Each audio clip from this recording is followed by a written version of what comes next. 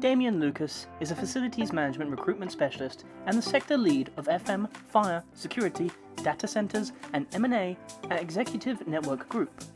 Damion is a survivor of COVID-19, having spent 3 months in an induced coma.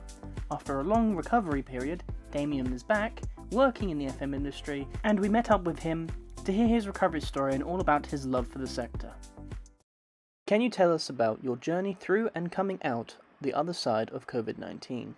I can remember quite clearly I was sitting down around the dining table, having an evening meal, and my wife just said, why are you slurring your words? It was bizarre. I mean, I was just felt a bit cold. So I got up, sat down on the sofa, sort of like, I want a blanket, I'm feeling a bit chilly. And my wife said, I'm not quite happy with how you're reacting or, talking at the moment. So she called the ambulance. The ambulance sort of came and said that my oxygen levels were sort of like down to below 10%, and rushed me into hospital.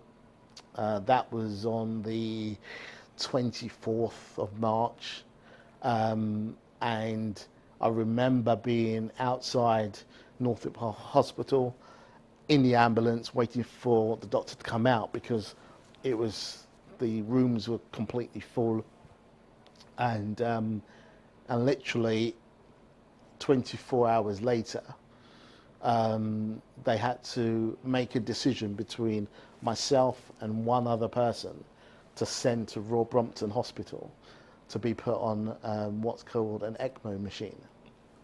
So they chose me. To this day, I still don't know why they chose myself, and whisked me over to Royal Brompton, and I was in a coma, induced coma on ECMO for 3 months. Yeah. So now, even when I sort of look at that, it was the most bizarre situation. Being at home, doing your normal sort of, family stuff, and then in a blink of a second, you're sort of in this situation and I never had any of the symptoms. None of the ones that were reported, and no cough, no loss of taste, no loss of smell. I had absolutely none of those things, and literally was carted into hospital, and 24 hours later I was in a coma. Now, I'll tell you how fortunate I was. Now, the ECMO machine at that particular time, the earliest sort of stages of COVID, there was only 17 machines in the country at that particular time. And 7 of those machines exist in London. Out of all the hospitals, out of all the people that live in London, there is only 7 machines at that particular time. And Royal Brompton in Chelsea had 7 of these machines. So when you're looking at the numbers, the amount of people that had COVID, hospitalised, on ventilators, all of these sorts of stuff, the sheer numbers that I was fortunate to be on ECMO, which is the only thing that saved my life at that particular time. I had literally a cardiac arrest, whereas from the reports, obviously I can't tell you because I'm in a coma, but from the reports, I flatlined for 10 minutes. And it's I'm fortunate to sort of be here and to be sat down. So that was 3 months in the coma. I then spent 2 months in hospital recovering. I didn't have, literally, my muscle degradation was gone, couldn't walk. I was weak. It happens very, very quickly. It just attacked everything. So, I took another sort of 14 months out of the industry just to focus on, myself, family, building that all back up because, the emotional drain was immense. And to really sort of like just understand, what do I want to come back and do? I love FM. I love the sector. I've always have loved it. And and that brings me back to where we are now and today. How are you supporting your clients through the current skills shortage?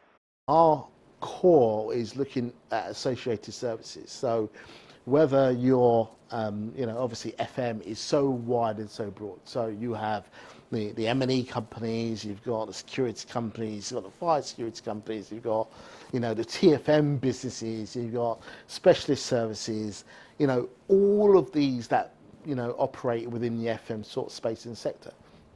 But what we're saying is that through that, you can bring in people from associated industries like manufacturing, like aerospace, and all those sorts of industries that have a baseline level of technical understanding, if it's a technical individual of which you require, and bring them into our industry, our sector, and train them that little bit that you need them to know, because they're already coming with understanding of a mechanical system or electrical sort of system or electronics, because that also forms part of some of the BMS and fire security.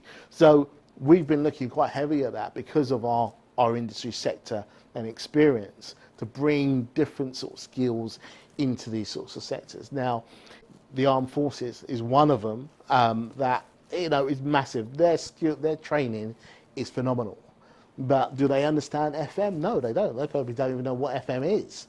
But those individuals have got so much transferable skills that you can probably put them in every single area. So we've been looking at that as well. So I don't think there's a ready-made answer to the skills shortage. It still requires investment from the organisation. It still requires investment from the government as well. We are, as an industry, as a country, we are miles ahead in terms of bringing people into the sector and into, trades and, apprenticeship programs. We need to really get back on that sort of platform, really, to really cement our future in this sector.